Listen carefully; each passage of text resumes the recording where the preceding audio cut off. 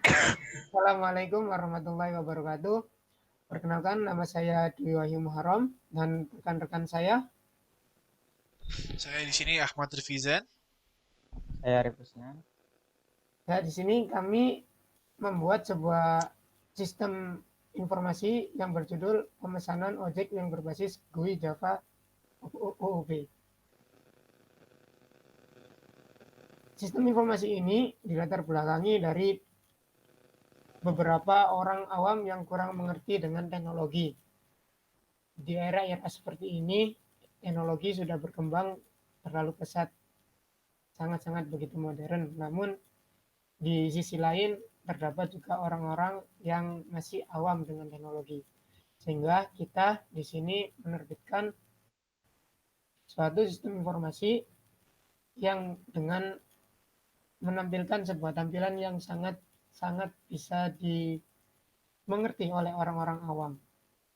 Ya, ini adalah pemesanan ojek, di mana aplikasi ini memudahkan si orang awam yang membutuhkan tumpangan atau transportasi ke kota atau ke tujuan daerah tertentu yang telah disediakan oleh aplikasi tersebut.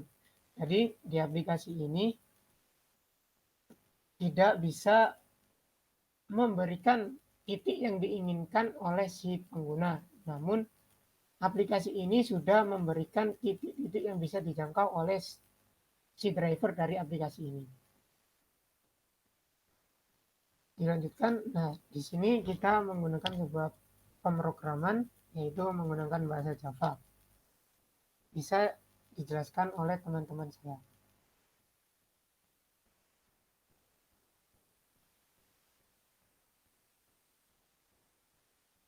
Halo. Yang pertama adalah inheritance. Inheritance ini memungkinkan kelas-kelas yang berisi metode-metode pada program dapat terhubung.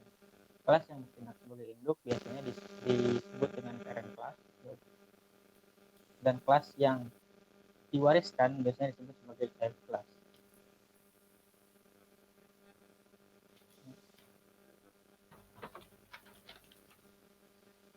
Kemudian enkapsulasi memungkinkan tidak sembarang kelas yang dapat mengakses data yang terdapat di dalam kelas yang telah dienkapsulasikan, seperti pada gambar di bawah ini. Di public class enkapsulasi terdapat private integer yang private integer itu dapat diinisiasikan di kelas yang lain.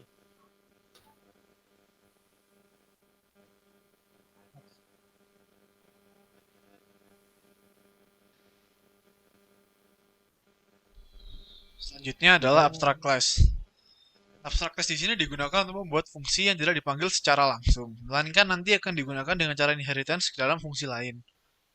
Fungsi abstract class ini hanya untuk mendeklarasikan fungsi yang abstrak yang tidak digunakan apapun di program utamanya.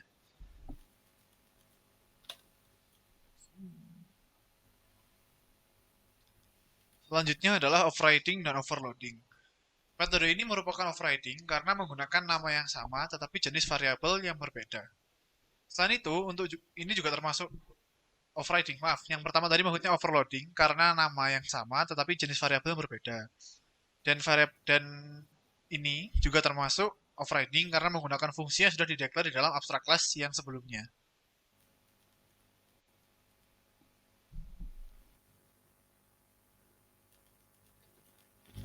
Jadi kesimpulannya adalah dalam program ini masih memiliki banyak kekurangan seperti tidak adanya titik penjemputan, lokasi pengantaran yang tidak bisa diinput sendiri oleh user, dan masih banyak lagi. Sehingga masih belum bisa diterapkan secara komersial di masyarakat. Namun dalam penerapan konsep OOP ini, sistem informasi ini masih bisa digunakan dengan melihat yang ditujukan adalah masyarakat yang awam dengan teknologi. Ya, itu saja yang bisa kami sampaikan. Mungkin ini ada sekilas dari kami, sebuah running program.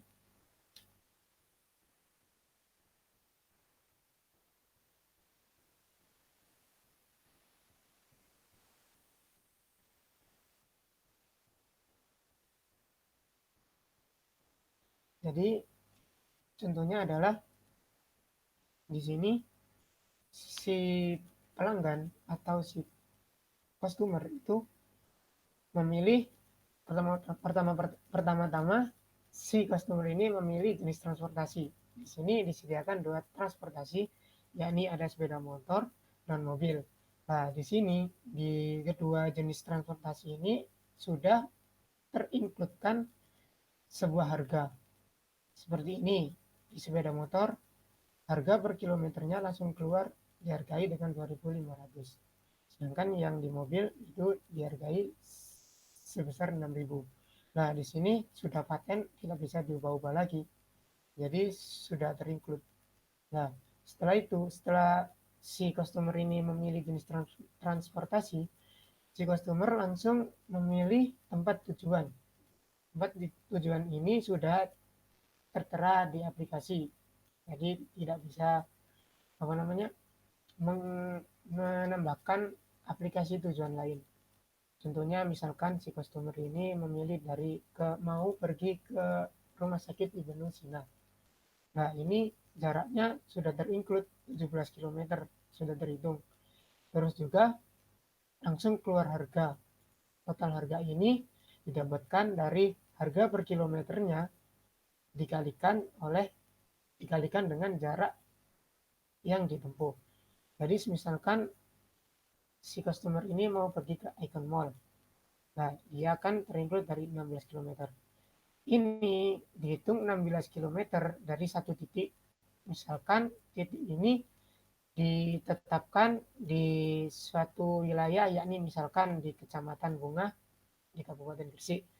Nah, ini hitungannya tetap dari daerah Bunga, tidak di daerah tidak di daerah yang acak atau random gitu. Nah, setelah itu dari tunai ini maksudnya si customer ini mengincludekan uang yang akan diberikan kepada customer. Misalkan si customer ini mengincludekan uang sebesar 50.000. Terus dia akan melakukan dilanjutkan transaksi. Setelah itu dia akan keluar, pesanan Anda sudah diteruskan dan kembalian Anda sebesar 10.000. Nah, apabila di sini tunainya kurang dari total harga, misalkan uangnya hanya 30.000, maka jika ditransaksikan, maka akan muncul sebuah pop-up, yakni maaf, uang Anda tidak cukup, sehingga jika dikembalikan ke 10.000, dia akan lanjutkan sebagai pesanan dan mendapatkan kembalian sebesar 10.000. Dan jika ini ditombolkan ke batal, maka dia akan keluar. Ya. Terima kasih telah menggunakan jasa kami. Ya, itu saja yang bisa kami sampaikan. Mohon maaf jika ada kurang atau salah kata dari kami.